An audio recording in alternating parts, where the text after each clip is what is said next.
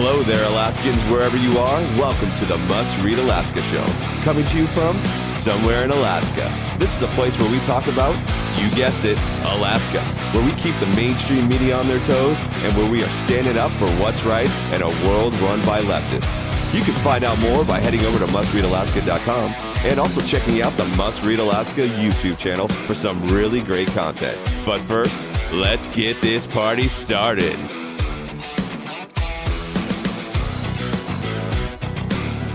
Thank you, Scott. Hello, everybody. Welcome aboard Must Read Alaska, coming to you from somewhere in Alaska.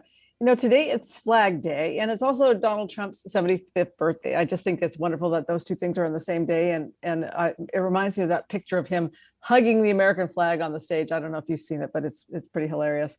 I hope everybody's showing their colors today. You know, these days it's so funny because an American flag can just trigger the left so hard. So be sure to fly it high and trigger away.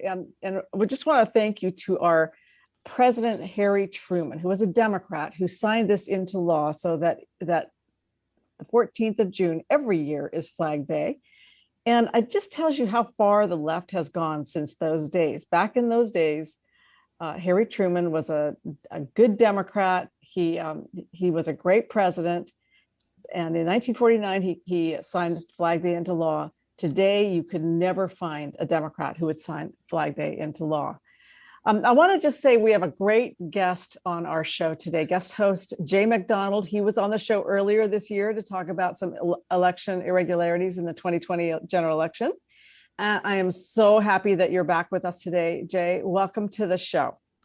Yeah, thank you for having me again. It's going to be fun. Oh yeah, and we need to do this more often because we have such a great back and forth. And Jay and I talk on the phone a bit, and it's always interesting because he's got super great perspectives and he's very, very smart. And we were talking before the show about what's going on with all the toxic level of politics. And I know I've never seen it so bad in my life. And of course, I'm quite a bit older than you are, Jay, but I don't know that you've ever seen it this bad either. It's so polarizing. It's so there's so much crazy talk coming from the left, and it's just gotten really ugly. I was just thinking, Monday is racist, this weather is racist, the PFD is racist, everything's racist, everything's just so toxic. And I know you've found that when you've gone door to door, that people are tired of it, aren't they? Yeah, so I mean, we've all heard the comments, when I'm doing political work, going door to door, talking to normal people. A lot of people they're so frustrated that everything is it feels so hateful and so mean-spirited and so dysfunctional. And there's a perception among apolitical, average, normal day, voters that our politicians are more concerned with their own personal power than actually doing a good job and just getting the job of government done. And so I think that if we take a close look at the official Democrat Party newsletter, it could be a little bit enlightening on this particular topic. Well, that's what caught our attention. And I'm really glad you brought it up because, the Democrats have a newsletter that goes out on monthly, every other week or something. And it is the most toxic newsletter you can imagine. It's so nasty, so mean-spirited, and it's just not the kind of newsletter that anybody would really want to open because it's so it's just kind of grotesque, and it's like drinking a bottle of Drano, and it's not professional, it's not focused on policy, it's really focused on personal attacks in kind of a vicious way. Yeah. So especially these days, there's kind of roving gangs of people online that it feels like they'll go after just about anybody over like the most slight misspeaking or insult or comment taken out of context from years ago.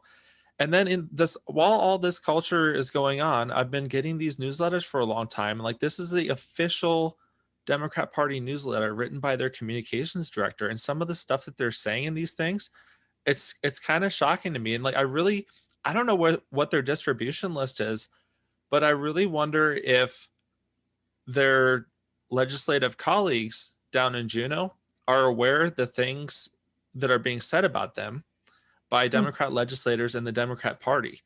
So like a really great an example that is really amazing to me that I'd like to start on is the way that they describe Sarah Rasmussen. Well, now, Because wait just a minute. Now, Sarah Rasmussen, she's a Republican, right? yeah, so she's a Republican that, you know, you could say that she's got some progressive views on some things. But for whatever reason, she kind of identifies more with some people to the left of the aisle. And she's been a key member of the Democrat organization. She doesn't technically belong to their caucus, but she's been a key vote that's been holding them up and getting through a lot of the votes this session that have come down to just one. Like, she's the one person allowing them to organize, allowing them to pass a budget. If it wasn't for Sarah Rasmussen, they wouldn't be able to get any of their priorities done in Juneau. So she's a little bit like Lisa Murkowski in that way, a little bit of a hostage taker on things, just kind of the last vote, make sure that her vote is the most important vote. And the Republicans really can't count on her for sticking with the team. She's not really a team player.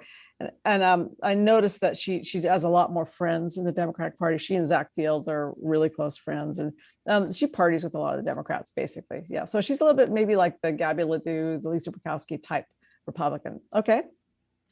So yeah, in the context of she's the key vote for Democrats on all of these issues, like here's how they describe her in the Democrat Party newsletter.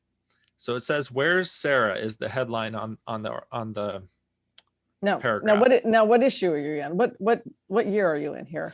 Okay, so this is from last October. Okay.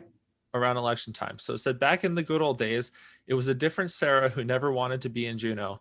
They even made buttons that said, 'Where's Sarah?' that legislators on both sides of the aisle wore around the Capitol, protesting the then governor's chronic absence. Well, now we've got Sarah 2.0. And they go on to describe her as, so she missed some votes for family reasons while the pandemic travel restrictions were going really crazy in full swing. I remember that. And once she left Juneau to go to her grandfather's birthday, I think, she wasn't able to get back because of the pandemic. They actually shut everything down. She couldn't get back into the Capitol. Right. So they rip into her over that. And then they have some fake quotes that they're attributing to her. I guess ironically or something. But again, like, this is the official newsletter of the Democrat Party, and they're making up quotes and putting them in quote marks and attributing them to her. And it says, "But wait, I had to go to my great grandpa's 100th birthday party in the lower 48 right before the busiest week and the most important votes of the year." And then they have like a little shrugging emoji. Mm-hmm. And it says, it goes down. She says, "Let's see what she's up to these days." And they have a photo of her with Jeff Lanfield in a hot tub. Oh, so that's unfair. That was the year before, wasn't it? I mean, yeah, right. That's a really low blow, I tell you. Oh my gosh. Yeah, it says, "What's she up to these days when COVID numbers are really spiking in Alaska? Hot tub parties with bloggers, apparently." And it's a photo of her. So like, I'm wondering if she knows how her good friends in the Democrat caucus talk about her behind her back, because I don't think that she's been reading these newsletters and seeing how they describe her. Well, actually, I'm looking at this photo now, and that you sent to me from this newsletter, and it is from October 2020. So I guess it was right in the middle of the pandemic. But I mean, that's kind of a low blow. So what? I mean, this is just vicious stuff. And gosh, I hope we never stoop that low on our side. I mean, maybe we do, but boy, I don't know. It says here that like you say, they put quote marks around this paragraph as though she said it, which she didn't. She said, "I had to go to my great grandpa's 100th birthday party in the lower 48 right before the busiest week and the most important votes of the year. And then they wouldn't let me back in because of COVID. What could I do?" Well, that was true. She was stuck out of state. And even though maybe they do work 5 days a week, sometimes 7 days a week, on the weekends, they do go home or they do go elsewhere. And let me tell you, great grandpa only turns 100 once in his life. I really love the irony here that they're viciously attacking her for missing votes, when if that was true, if she was missing votes right now, then they'd really be in trouble. They wouldn't be able to get anything done in the Democrat caucus. They need her now, don't they? So I imagine that their position on her voting record has changed since then, but who knows? Well, I know in the most recent newsletter, they seem to throw her a lot more love. They're not as, they just talk about what an important vote she is. So, in the most recent newsletter, I noticed they really go after David Eastman for his trip to Arizona when he went down to just observe the audit. I mean, it's certainly a good exercise. Is the audit legitimate? We don't know. But David Eastman probably knows because he went down and he took a tour. But apparently that's not good enough. Well, so what they're doing here, they're using David Eastman as a vector to bring up this conversation, but they're really going after all conservatives, all Republicans.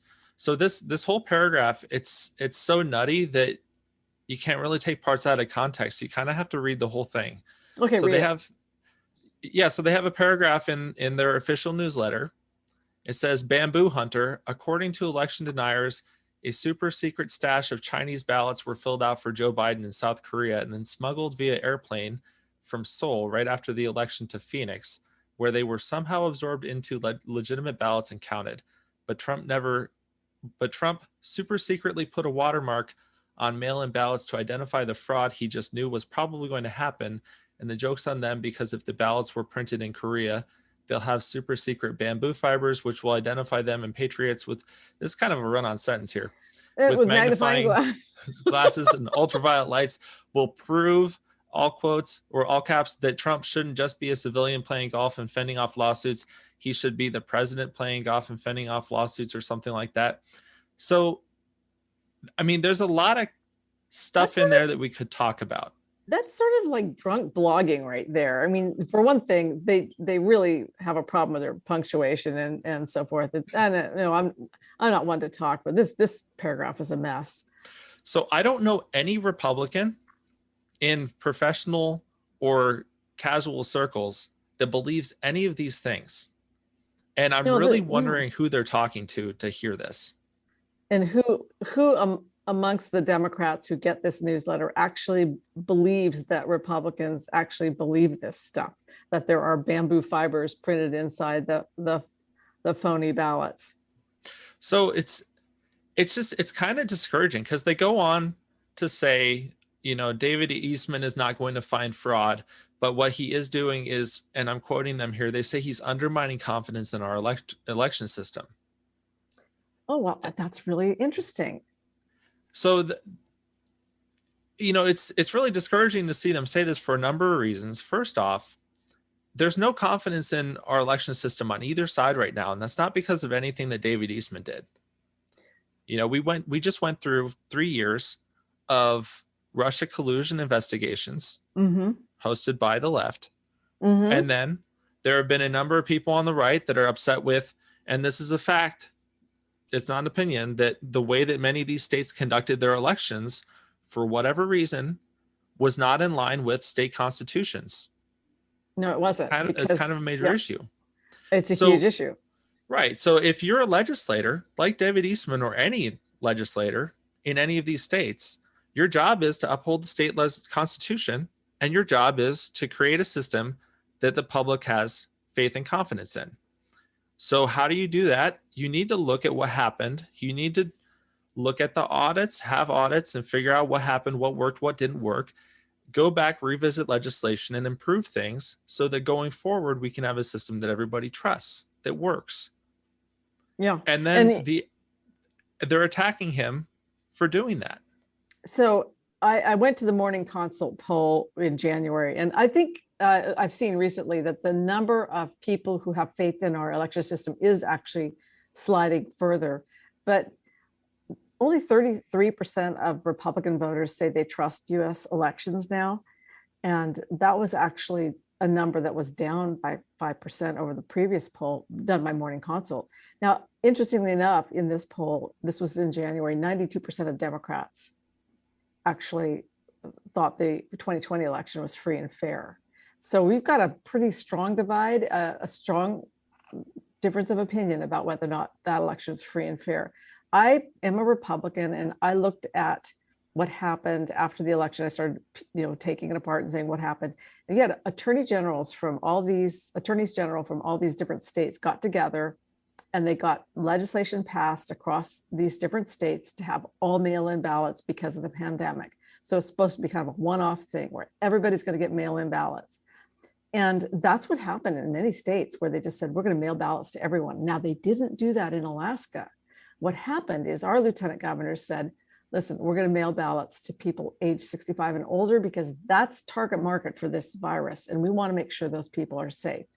That got sued, remember, by the ACLU, who said, well, what about disabled people? What about other people who can't get to the polls? You should be mailing it to everyone. This was part of a national plan to try to get every state to do all mail-in ballots. It is so devious.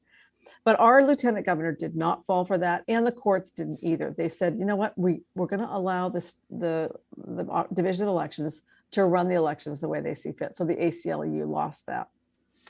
Yeah, and at the end of the day, the ultimate authority to describing the form and function of these elections it's the legislature. It's the job of the legislature to create the system that we're going to use. And then the executive branch executes the plan that the legislature has given them. So as a legislator, if there's serious problems in the system, or if there's a lack of public faith and confidence in the system, you need to evaluate the process, find ways that you can improve it, and then propose legislation. Your job. It's your job as a legislator to check this stuff out. He did a great service for us.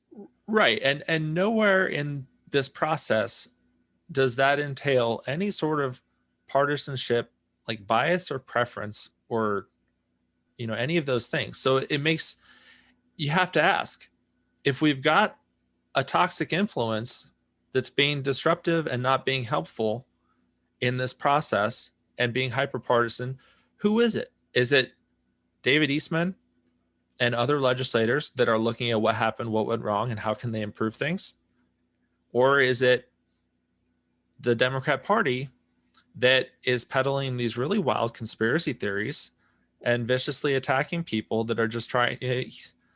It almost sounds ridiculous to say it, but he's literally just doing his job. Yes. How dare you question the results of this system? Now, remember, 2020 was a year when 19 out of the 20 bellwether counties voted for Trump in the country. So you had, and then there's only one bellwether county, it was Clallam County in Washington State, that voted for Biden. It was an extraordinary result. And I think that extraordinary results like that do deserve us to take a closer look and see what happened, because there were just so many weird little things. And then social media, of course, does apply a lot of crazy theories out there, that things that I don't believe. Also, I kind of reject their whole framing of the issue, because you need to dial things back a minute. When you're talking about just auditing the process does not challenge or overturn results. You're just looking at what happened and how. Mm-hmm. Okay, so there's no craziness happening there. It's just, we're doing an audit to see what happened and how it happened. And then if we come up with issues, then we've got information that we can move forward with. And if not, my goodness, that should build confidence. So why not? The Republicans in Arizona, the Senate said, yes, we're going to go ahead and audit the whole thing. Unlike with Barbara Jones here in Anchorage, where when she says she's going to audit an election, she only audits a few ballots. She samples a few and says, yeah, that looks good enough for her. Well, exactly. Like, if the Democrat Party's official position is that there should be more faith and confidence in elections, absolutely, I agree with them. And the way that you do that is by having a clear and transparent audit and showing people, like, here's all the evidence, everything worked exactly how it needed to, and there was no funny business. So why would you resist that? Yeah, why? Well, because you are afraid that they're going to find something that looks irregular. And it sounds to me like there may be a few things they found that were irregular, maybe not enough to overturn that particular election in Maricopa County, but it sounds like that race is going to be tighter when the audit is done than it was before. Hey, but they do go on. They're obsessed with David Eastman. I got to tell you that the Democrats just think he's the most bizarre thing, and they go on about him, don't they? Yeah. So they wrap up that little segment by saying, and let's not forget that David Eastman was at the Capitol in DC during the January 6th insurrection. Okay, so I would love to ask them, like, what are you telling us we need to not forget? Are they accusing David Eastman of committing some kind of crime? Actually, he wasn't anywhere really near the Capitol. He was in the U.S. Capitol. That's true, and he went and heard the Trump speech. That's true. Right, him and a couple million people. Yeah. Went to a Trump rally. Right, and then they posed with a photo, and it says here he posted this photo that night after the rioting had taken place. What are they trying to infer here? Well, he did have a flag in the photo, and he is a Trump supporter. I see, yeah. That might not be a crime yet, but maybe if you wait a little while, it could be in the future at some point. We'll see. And you know, it's a lot of Alaskans went, and we know that the Alaskans who went to DC are now under a lot of pressure from the FBI that they're going to have to prove, some people are going to have to prove that they weren't in DC. They've been interrogated even though they weren't there. And then others who were in DC are having to sort of prove that they weren't in the building because they, like the couple down in Homer that were raided. Yeah, that really incredible raid that happened down in Homer. And I'll just say as a side note, I was really discouraged to hear that their Constitution that was confiscated was returned unopened, because that might have been the only chance we had for those FBI agents to read the Constitution and see what was in it. So I'm a little bit disappointed. Yeah, they just flipped through it looking for notes or looking for underlines or something that would prove that these guys were violent rioters, which of course is the Constitution doesn't support. But that is probably the last chance that those FBI agents will ever have to see what's in the Constitution. They'll never have contact with it again, would be my guess. Yeah, they swore to uphold it. I'm not sure any of them read it, but it's hilarious that they took and really Marilyn Huper, who got raided by the FBI, she said she'd found that Constitution in a box. It was just a box of some random stuff they had, and she's pulling it out. I said, we really ought to be reading the Constitution more. And so she kind of pulled it out and had it handy so that we're going to read this and refresh our minds on it. And that's what they picked up and said, aha, you were at the Capitol. You raided the U.S. Capitol. So, but the next topic on this newsletter is also kind of interesting. It's all about Gabrielle Ledoux and her indictment as interpreted by her Democrat friends, because they're not friends of hers anymore. Now that she's been indicted, she's back to being a Republican, I guess.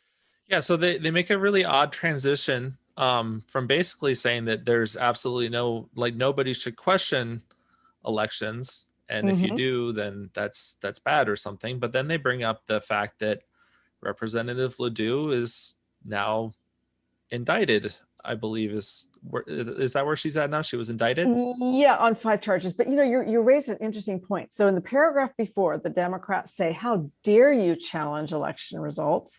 And then they go on to talk about Gabby Ledoux as committing election fraud. Oh yeah, absolutely. And so it's kind of an odd choice of we're really just covering both of these topics in the same newsletter. It requires a little bit of they don't really mesh well together. But if you look past that, I love the way that they describe Representative Ledoux. So this is the Democrat Party in Alaska. They describe Gabrielle Ledoux. I'm going to just read this short little paragraph real quick. They say, Ledoux is a former Republican chair of the powerful House Rules and House Judiciary Committees, an attorney, and served in the House both as representative from Kodiak and later East Anchorage. And in 2019, she broke with her caucus on a budget vote to support a $3,000 PFD. So if you just heard that and you don't know anything about what happened or who she was or any of those things, you'd assume like, oh man, she's like a super Republican.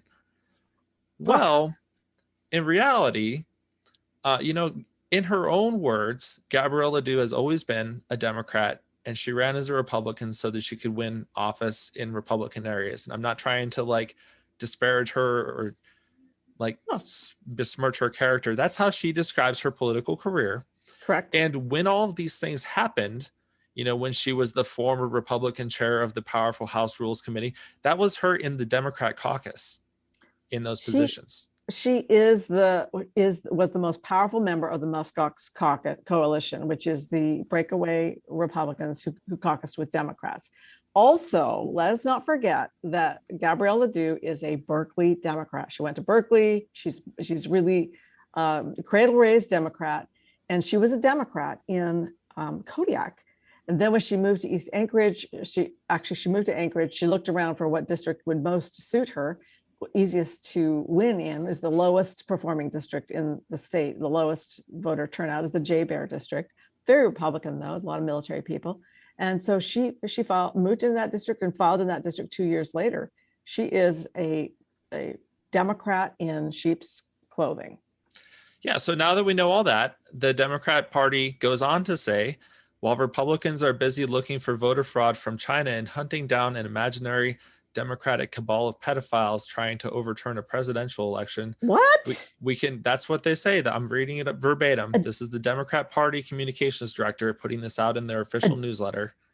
They say, right. So we can all be comforted. They go on. We can all be comforted by the fact that when there is actual alleged voter fraud, even when it's a sitting Republican lawmaker, cough, cough, that's what they're saying, the system finds it and prosecutes it. So they throw in more really zany conspiracy theories that I don't have any idea what they're talking about with this Democratic cabal of pedophiles. Well, how about Jeffrey Epstein, Bill Clinton? Maybe that's who they're talking about. I don't want to put words in their mouth. I would like it if the Democrat Party goes a little further and puts out a press release where they're clarifying exactly what Democratic cabal of pedophiles they're talking about and how that factors into the presidential election, because I haven't heard anything about this and I really would like to hear more. Yeah, who are these Democrats that are pedophiles? Yeah, I'd like to get that information. Yeah, this is just crazy talk, man. And so then let's go on to this next piece where they absolutely bring out the acid wash for Christy Babcock. And they even go so far as to basically call her a nasty woman. Now, I didn't know that you could still do that. I thought the Democrats said nobody could call somebody a nasty woman, but they go after Christy Babcock with all the long knives. Yeah, so if anybody doesn't know, Christy Babcock is married to Tuckerman Babcock, the former chair of the Republican Party. And this is a real inside baseball thing, but she was up for, she was nominated to be appointed to the Alaska Judicial Council, which, it's some real technical stuff about recommending people for appointments to the judiciary and this and that. It's stuff that only the most astute political observers even followed these kinds of things. So it was a little bit interesting of all things, for them to see the Democratic Party just really key in on and attack Christy Babcock in this situation. First off, they did it because she's married to Tuckerman and they hate Tuckerman. So the thing about this, Christy Babcock is a unique person. She's her own person. It turns out she is not actually the property of Tuckerman Babcock. Seriously. She does not share all of his views. She has her own opinions. She's an independent woman. And I'm not aware of anything that she's done for them to go after her. And they don't really make that clear. Like when they're attacking her, they don't mention anything that she's done in the past that makes them, so concerned about her and her record. They're just talking about Tuckerman. So when you're talking about the Democratic Party, I'd like to know what the rules are in these conversations. The way that they describe women like Christy Babcock, if we talk about Democrats in that way, rightfully so, they would be outraged. Mm-hmm. Mm-hmm. So how does this work? Why are you going after Christy? Why is it appropriate for you to target her and attack her in this way? And I'd just like them to lay out a set of rules that everybody can follow, because when they switch back and forth, it really, this constant gaslighting where they're going to viciously attack this woman in a very misogynistic way, frankly. Truly. But then they expect us to be hyper vigilant about, comments that people make on social media going back decades. It's hard to mesh those two stances on things. And it's difficult to understand how we're supposed to communicate with each other when the rules are so unclear. And Yeah. like you mentioned, they describe her as being, they say that she's a nasty woman, you know? So it's like Yeah. when It's it's they're channeling Donald Trump in their attacks on Christy Babcock. which And you could say, oh, is well, if it's okay with you when Trump said these words and used these things, mhm. then we can do it too. Well, it doesn't actually work that way. If you want us to be upset when Trump does something and then you're going and doing the same thing, I want you to lay out the rules. Why is it okay when you do it? Why is it not okay when he does it? Right. Well, and just so listeners know, Christy Babcock advocated for a certain judge from Kotzebue to be appointed to the bench of the Supreme Court.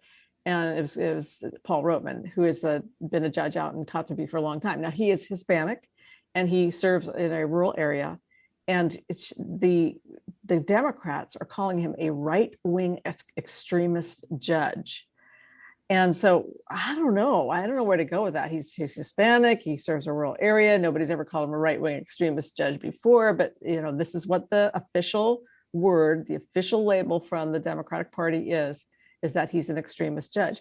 And so Christie was advocating for him because she had just gone through this nomination process where they had criticized her because she wasn't from rural Alaska. She's from Kenai, Soldotna to be precise.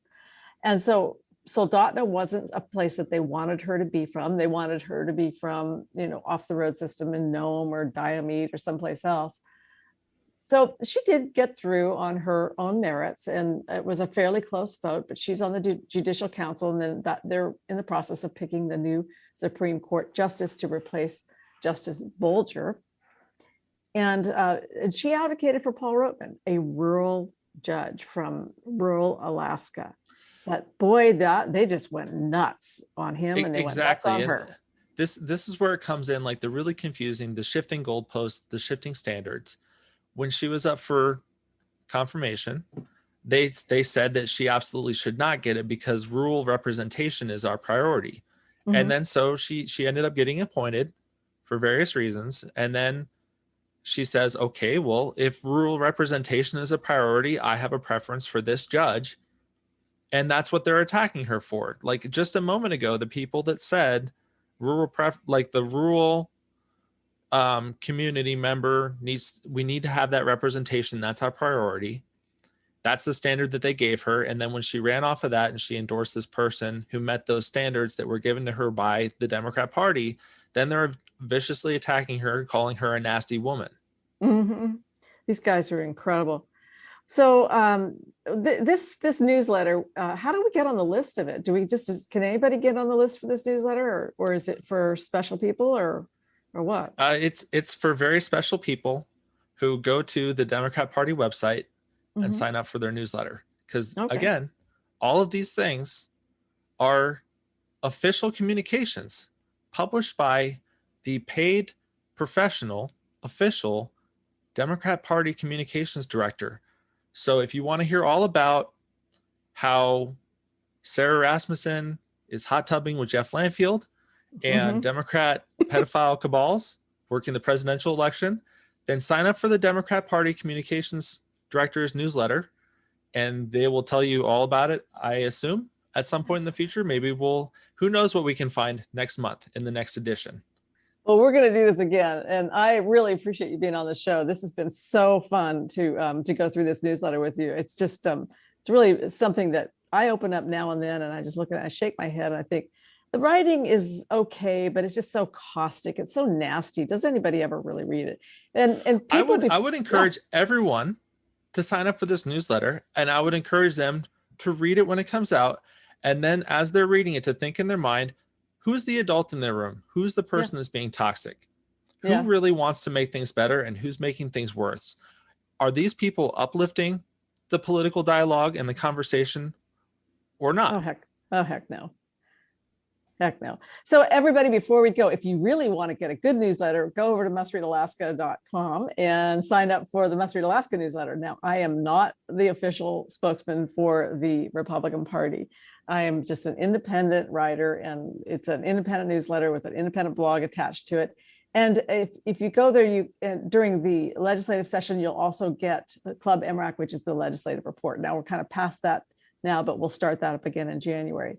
And also tune into the show midweek for the Must Read Alaska podcast, which is always hosted by Scott Levesque, our midweek host show expert, and he is doing a great job on that. And Scott, you're gonna have so much to talk about this week because the PFD is front and center on everybody's minds.